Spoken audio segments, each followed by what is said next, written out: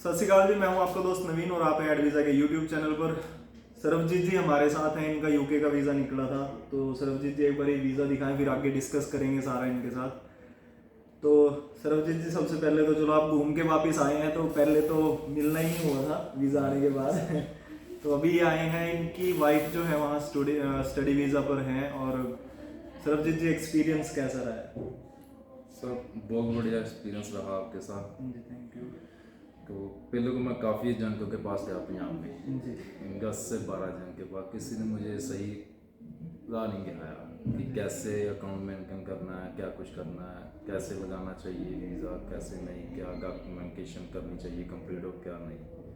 फिर मैंने आपकी ऐड देखी जी यूट्यूब पे, तो उसके बाद मैंने आपके वीज़ा और रिव्यू वगैरह चेक किए, जो भी थे काफ़ी अच्छे लगे। इसीलिए मैं आपसे उसके बाद 2-3 बार मिलने भी आया। हाँ, अकाउंट्स वीज़ा आने के मेंटेन, पहले हाँ। अकाउंट मेंटेन करने के लिए आपने बहुत बढ़िया डील करा मुझे। जी थैंक यू। और सभी क्लाइंट्स को ऐसे ही डील करते हैं ये।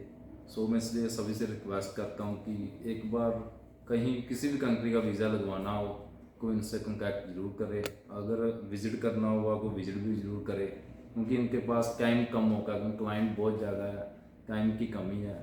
सो इसलिए फोन भी कम फोन को लूटते नहीं अगर उठते नहीं है, तो वो वेटिंग में रहता है। जी जी, तो तो ये वो थोड़ा सॉर्ट सा आउट है हो इनका, गया वो है सोल्ड तो, आउट हो जाता है। हाँ तो फोन कॉल भी उठ रहे हैं अब, तो नीचे अलग मैडम है वो उठा रहे हैं सारे।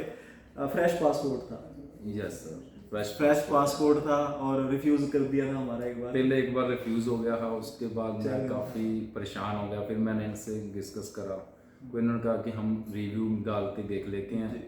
तो रिव्यू डाला और 10 दिन के बाद रिजल्ट आ गया, जिसमें उन्होंने ओवरकम कर दिया। जो रिफ्यूजल थी वो refusal चैलेंज के बाद ओवरटर्न हो गया था। फिर पासपोर्ट रिक्वेस्ट आ गई थी, तो इनको पासपोर्ट मंगवा के वीज़ा दे दिया था। और सभी को वही एक चीज़ कहूँगा भाई, अकाउंट्स जरूरी है।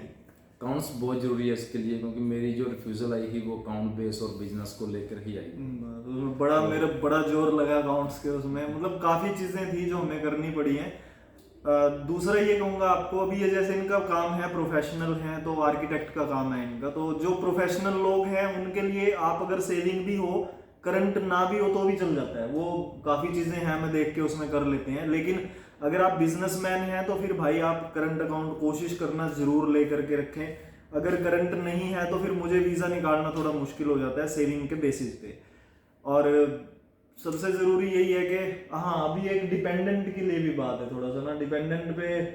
हाँ जी, जैसे वाइफ इनकी वहाँ डिपेंडेंट पे है, तो कोशिश वो कर रहे हैं कि डिपेंडेंट करें या नहीं। ये जनरल उनके लिए है जिनके जो स्टडी वीज़ा पे जिनकी वाइफ गई हुई है। तो यही कहूँगा भाई, डिपेंडेंट निकलते हैं, इनके दोस्त का भी निकला है, लेकिन एक रिस्क फैक्टर है उसमें।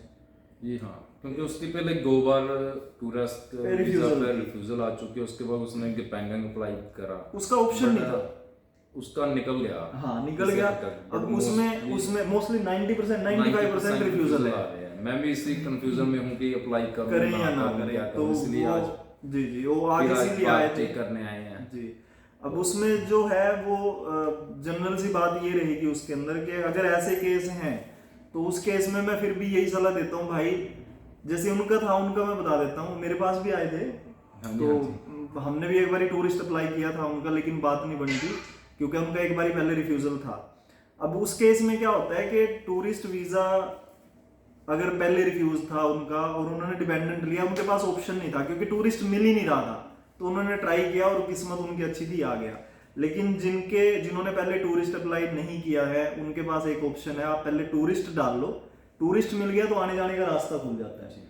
डिपेंडेंट डाल करके एक बार आपने फिर अगर टूरिस्ट डाला तो भाई फिर 99% चांस है वो रिफ्यूज करेंगे टूरिस्ट, क्योंकि इंटेंशन क्लियर हो जाती है कि आप लॉन्ग टर्म के लिए बाहर जाना चाहते हो।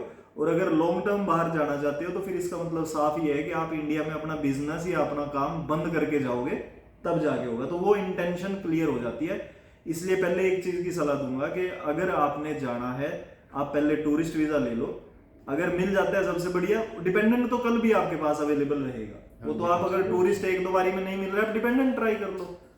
तो आपको बहुत बहुत मुबारक हो सरबजीत जी। बाकी नहीं कोई बात नहीं, आप सभी को जुड़े रहने के लिए बहुत बहुत धन्यवाद। Thank you.